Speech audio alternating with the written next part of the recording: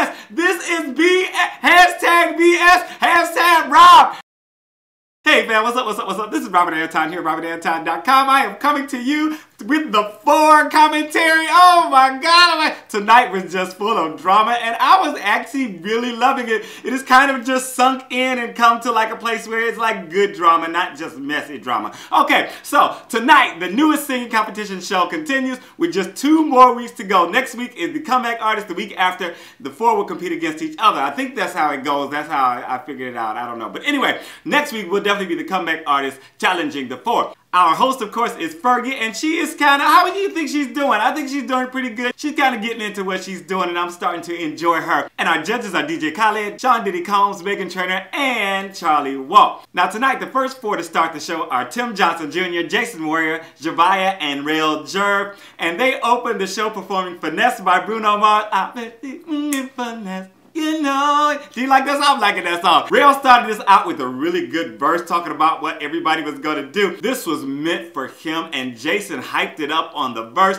Zhavia seemed to be back at full strength and sounded good on this. And Tim danced and ad-libbed his way into the song. I think I said it last week, but this week is the best production number so far. It's getting better and better each week. That's a good thing. We started out the show with Nicolina. She was 22. She did Don't Let Me Down by the Chainsmokers. And she was sexy with a lot of swag and then opened her mouth and had a really great tone. I kind of felt like she was singing by the numbers and not too different from the original, but she sounded really good and she did a great job. Charlie called her competitive and mentioned her swag and style. Meghan wasn't impressed with her stage presence. Diddy said her voice isn't strong enough for prime time. DJ Khaled told her that she's not better than the 4 at this moment. Then the judges voted and they didn't put her through. Not surprised about that. Next up was Ravon. She was 30. She did Sorry Not Sorry by Demi Lovato, and she was signed to Columbia Records, and Khaled recognized her. She picked a big song with some serious range, and she started out sweetly with a lot of sexy into it. Loved her vocal runs and the attitude she brought, plus she had a great smile. Diddy said it felt like her and she didn't try to do too much.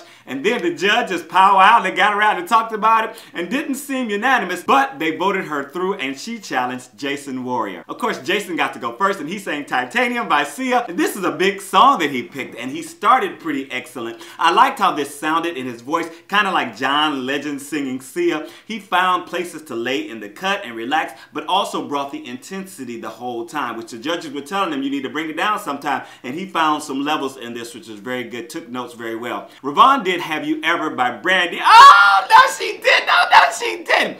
I was smiling when she started this song. No one ever approaches Brandy on these shows, and she was totally invested. It sounded great in her voice, and I was feeling the emotion. She was singing to the judges and then killed the changes. This felt really good, and she made it personal. The audience voted, and they chose Jason, and some of the audience started booing, and I was like, really?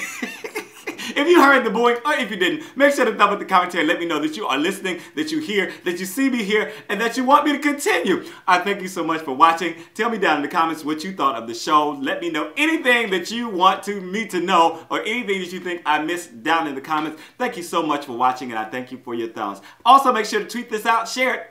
I really appreciate it. Eddie Collier was up next. He was 22. He did Jealous by Nick Jonas. And I was surprised by his tone when he started singing, but I was so glad he took his time to get comfortable on stage, wrapped in a little scarf and everything, and talked about visualization. He was working the stage and nicely finessed his way into that falsetto. The breakdown change he made gave me chills, and those riffs were on point. He was excellent. Charlie told him that he's really sweet with a great way of presenting himself. Meghan called his riffs incredible and loved his confidence. Diddy told him that he has more work to do. Really? Then the judges voted and he got 4 no's. I was like, this is BS. This is BS. Hashtag BS. Hashtag Rob. He was ripped off. I'm telling y'all, and I'm going to tell y'all right now why I think it is. And Diddy said it. You know, on The Voice, they talk about how they can't see people because you look at people and you make judgments. And this boy was a little chubby. He wasn't the best. He had a cute face, a nice smile, but he wasn't the best looking, any kind of model looks or anything like that. And so I think they made their judgment on this. He had one of the best performances on the show, especially as far as an audition, and he didn't even get one judge to vote yes. I I was being in the business. Okay, I understand. I do understand, but it's not right. I still think it's not right. Life isn't fair. That's what they say. Hashtag life isn't fair. Let's move on. Nick Harrison was up next. He was 28. He rapped. He did his Bad Boy for Life, and he came in and hyped up the crowd before he even introduced himself. And then before he started, he hyped up the crowd again. He had a really good flow that was clear and included the judges and the lyrics and the contestants. I liked him. He was entertaining. He was confident, and he was ready for the battle. I mean, he was like a battle rapper up there just calling everybody out. And I don't know if this was written ahead of time or like if he had pieces where he was putting things in, but it seemed really off the cuff, really spontaneous, but also really great at the same time. Diddy just made the eat side for his comment. Meghan told him she loved how confident he was and called him a star. Khaled jumped up and said he wanted to see a head-to-head battle with Rell right now, not later, right now. So the judges voted, they put him through, and of course he challenged Rell. Rell Jerv was up first. He rapped over his own track, Feeling Alright. And did he look a little nervous just before he started? Let me know if you saw that down in the comments. This was a nice beat, and he didn't only rap, but he also sang a little bit on the hook. I was liking his flow, but wasn't feeling his stage movement on this one. It wasn't directed to the audience. It wasn't out. It was kind of internal. And, you know, I wanted him to bring it to the crowd, and he just wasn't bringing it. Nick Harrison rapped over Survival of the Fittest by Mobb Deep, and he came with a harder beat and was directly engaging the audience while addressing Rell in his lyrics.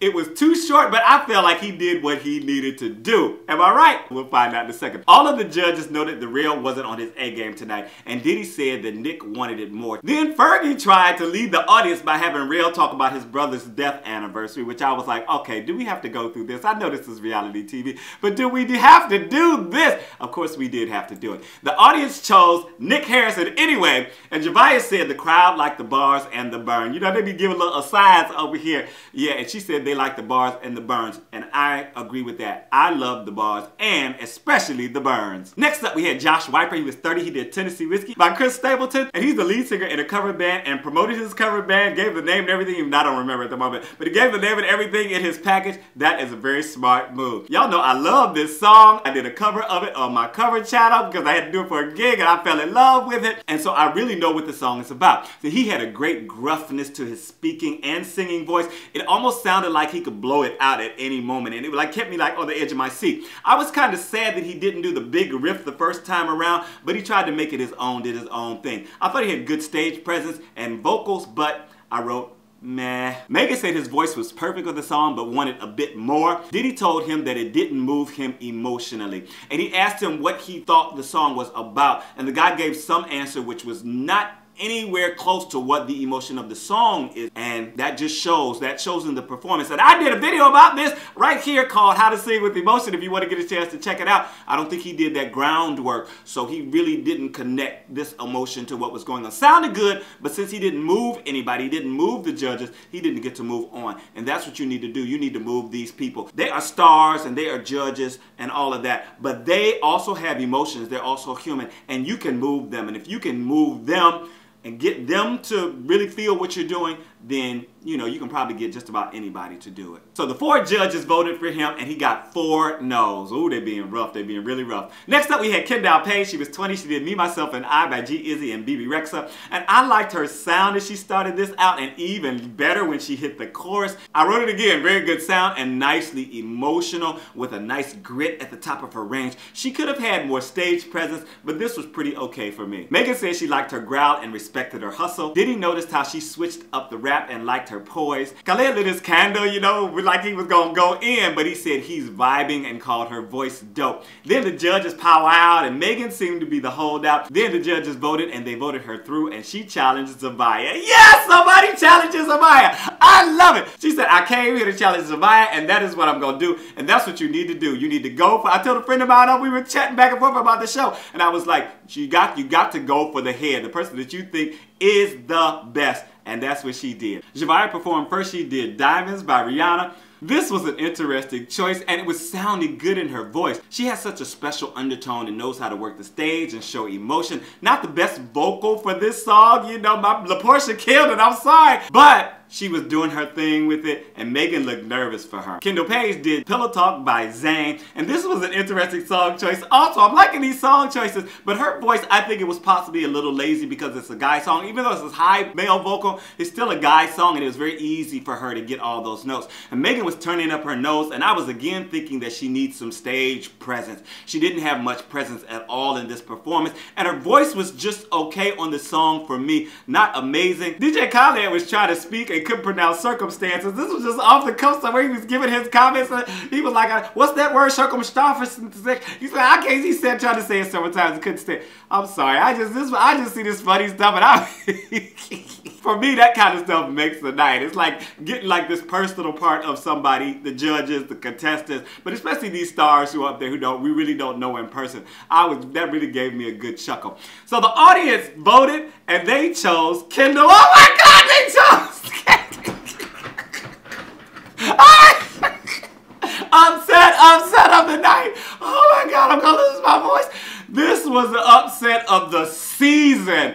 I think Zhavia will be the comeback artist because they're voting the next week as the comeback. But this was the right thing to have. Personally, okay, I gotta talk for a second. Meghan was crying. She was about to cry, and then she started crying. But I gotta talk about this because I said that I think that the person challenging the person in the four is the person that needs to bring it the hardest. They need to assuredly knock this person out of their place, which I didn't think happened.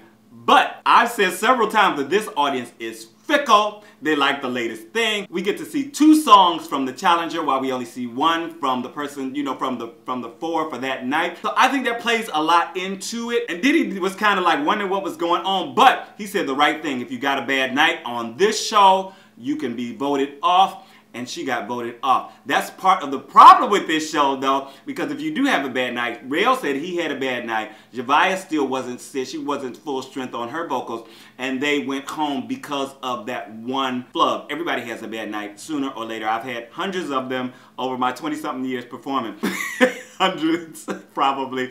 So, what do you think? Please tell me down in the comments. The show is getting more exciting to me. They're starting to hit their stride for me, and I'm really enjoying what's going on. So, I'm enjoying that. Okay, this is Robert Airtime. I'm not going to talk anymore. I'm going to let y'all talk. Tell me what you thought down in the comments. I am out.